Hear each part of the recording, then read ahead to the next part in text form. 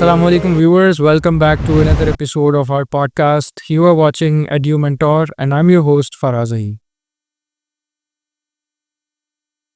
तौफीक sir, मैं ये जानना चाहूँगा कि ऐसी जो अंडर प्रिविलेज्ड कम्युनिटीज़ हैं वहाँ EDLS को किन मसाइल का सामना करना पड़ता है जब आप इनिशिएटिव लेते हैं उसी राइट।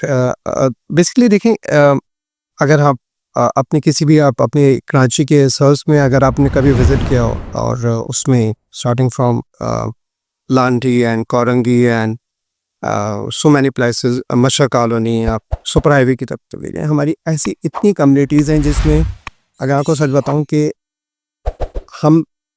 अगर हम भी ये काम ना करो तो शायद मैं कभी उस कम्युनिटी में नहीं जा पाता।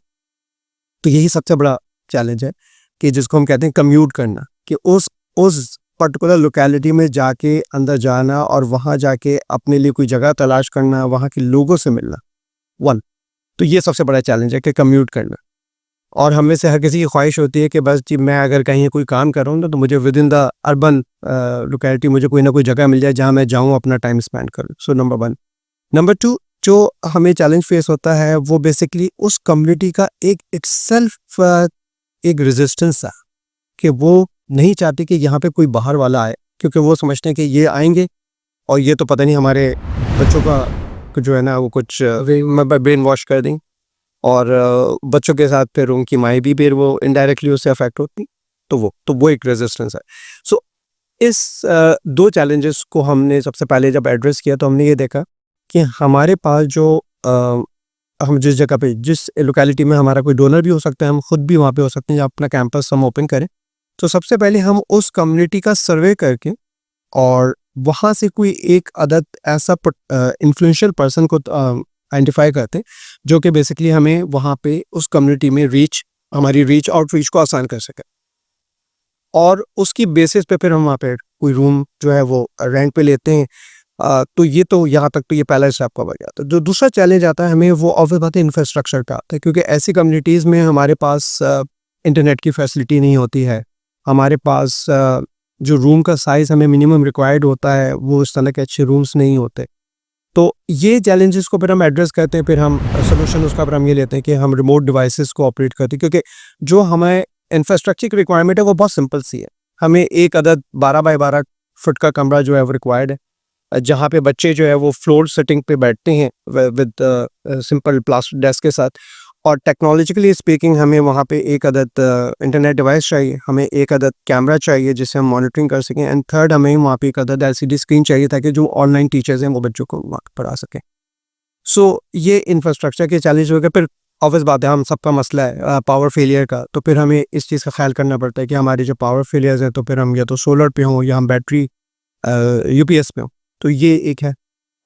देन जो इसमें सबसे इम्पॉर्टेंट है वो ये है कि जो हम चाहते हैं करना, हम बच्चों को पढ़ाने से पहले उनके माँ बाप को पढ़ाना चाहते हैं। और ये हम करते ही है कि जब हम कोई कैंपस नया ओपन कर दें तो उस लोकेलिटी के महीने 2 महीने तक सिर्फ उनके पेरेंट्स के साथ जो है ना हम इंटरेक्शन कराते थे। एंड आप यू कैन बिलीव कि वही सबसे बड़ा हमें लगता है कि हम बच्चों को आसानी से पढ़ा लेंगे, लेकिन उनके माँ बाप को कन्विंस नहीं कर सकेंगे कि क्यों अपने बच्चों को भेजें। दैट्स अ की चैलेंज वी फेस।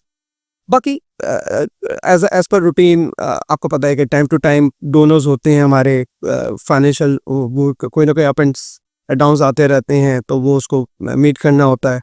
फिर हमें हमें इंटरनेट सर्विसेज के बाद जब इशू आते हैं, तो ये तो रूटीन चैलेंजेस हैं जो हम फेस करते हैं।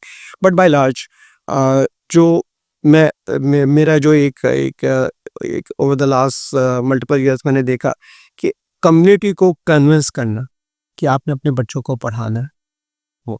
अच्छा, इसमें भी एक वो है कि हमारी क्योंकि कन्वेंशनल लर्निंग नहीं है तो हमारे यहाँ ग्रेड सिस्टम नहीं, यानी कि आप हमें बोलो तो हम नहीं बता सकते कि ये बच्चा ग्रेड 1 का है, 2 का है, 6 का है, 8 का है, क्योंकि हमारे यहाँ तो 2 ग्रुप्स काम करते हैं। हमें बेसिक ग्रुप कहते हैं कि एडवांस ग्रुप कहते हैं। तो वो बेसिक ग्रुप वो एज बाई एज होता है कि जी 6 to 10 ईयर्स का बेसिक ग्रुप है, एंड देन 11 to 14 ईयर्स का एक एडवांस ग्रुप है।